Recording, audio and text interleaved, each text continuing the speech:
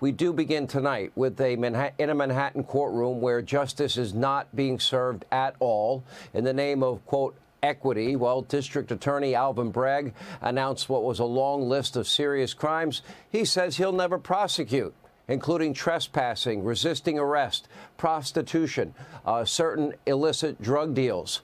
Of the violent crimes, well, Bragg is willing to prosecute the few. He rarely requests bail. The no bail law stands, letting offenders back on the streets almost immediately. He sought no bail, for example, for that 16-year-old caught on video viciously beating a New York police officer. And take a look at your screen. There was also no bail required for the illegal immigrants who attacked the NYPD right there, beating, kicking in Times Square. Another offender who was previously convicted of rape and robbery was arrested 33 times in 3 months, but DA Alvin Bragg didn't see the need for any bail during any of those 33 arrests. In his first year, Bragg downgraded almost 60% of all felonies to misdemeanors. Now, a person who participated in the murder of a U.S. Army vet was actually released from prison after only 14 months behind bars, thanks, of course, to a sweetheart deal from Alvin Bragg. 14 months for an alleged murder in the state of New York.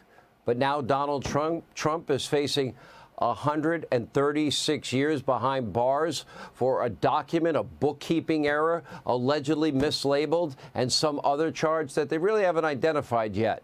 A misdemeanor charge from almost a decade ago, well past the statute of limitations, that Bragg somehow converted into multiple felonies on the federal level.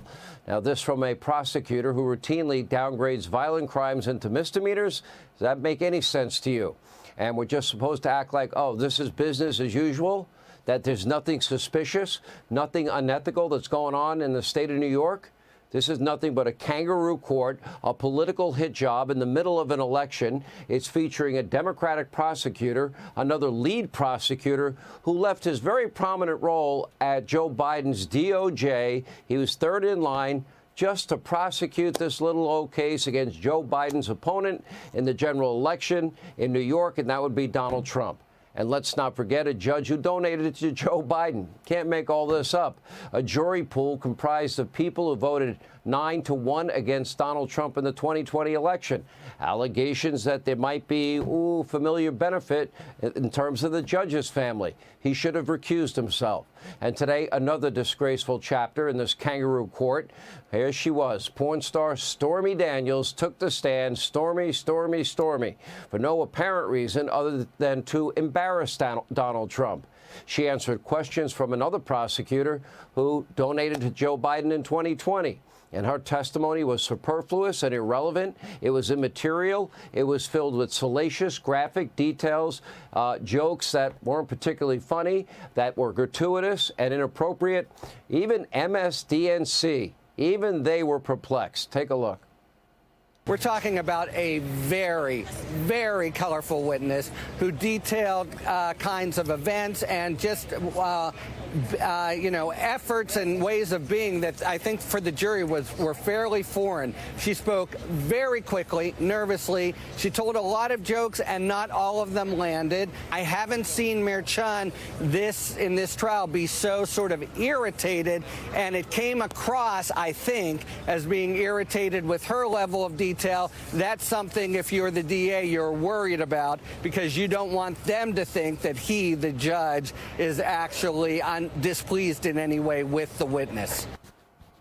Her testimony was so bad and unnecessarily salacious and irrelevant that Trump's defense attorneys moved for a mistrial. Naturally, that motion was denied by the Biden donor judge. Now, Judge Mershon should be embarrassed. His courtroom is a joke, a political circus. It's filled to the brim with clowns. And keep in mind, this is the same Stormy Daniels. Remember, she signed a 2018 letter denying any affair with Donald Trump. Over the past few weeks, I have been asked countless times to comment on reports of an alleged sexual relationship I had with Donald Trump many, many years ago. The fact of the matter is that each party to this alleged affair denied its existence in 2006, 2011, 2016, 2017, and now again in 2018. I am not denying this affair because I was paid, quote, hush money, as has been reported in overseas-owned tabloids. I am denying this affair because it never happened. I will have no further comment on the matter. Now, of course, her story has now changed. She says she signed a non-disclosure agreement only because she felt threatened. The prosecution's other star witness, that's convicted liar Michael Cohen, also tells an ever-evolving story. But none of that really matters because so-called hush money payments, or NDAs, are perfectly legal.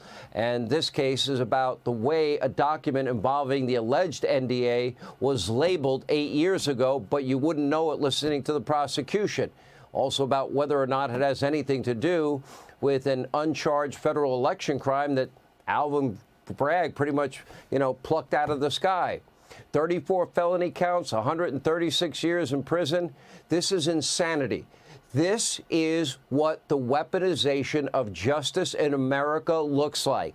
This is what shredding our sacred Constitution looks like. Of course, the Democratic activist pretending to be a judge is chomping at the bit to lock up Donald Trump with or without a guilty verdict. His unconstitutional gag order, well, it bars Trump from defending himself, doesn't stop the other side from saying and doing anything they want. Even as witnesses now are smearing Trump all over social media and on conspiracy channels like MSDNC. The judge has already fined Trump thousands of dollars for exercising what are First Amendment rights and is now threatening to send him to prison. Fellow Democrat, New York City Mayor Eric Adams now says, Rikers Island is ready and willing to receive the former president of our country. This is a disgusting abuse of power from a judge and state prosecutors and everyone else in Biden's orbit who is using our legal system to destroy their political rivals. Mark my words, no Republican is safe in the state of New York. If you're not a good little Democrat, they might well throw you in jail. Anyway, we do have some good news to share.